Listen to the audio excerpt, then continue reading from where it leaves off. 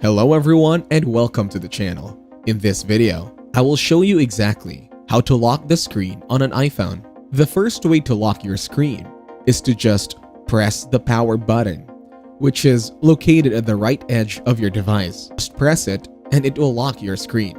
In this way, you can prevent others from using your phone. Additionally, put a Face ID or passcode or both to make your phone secure. To do that, go to Settings, scroll down, and tap on Face ID and Passcode. Again, scroll down, tap on Turn on Passcode. Now enter a passcode that you want to put. You can choose from these given options. Next, enter your passcode and re-enter it to verify. After that, you will be asked to enter your Apple ID password. Once it is done, your passcode will be set. No one can access your phone without knowing the passcode. Also, if you want to turn off this passcode, you just need to tap on this option. However, the best way to protect your device is to enable Face ID.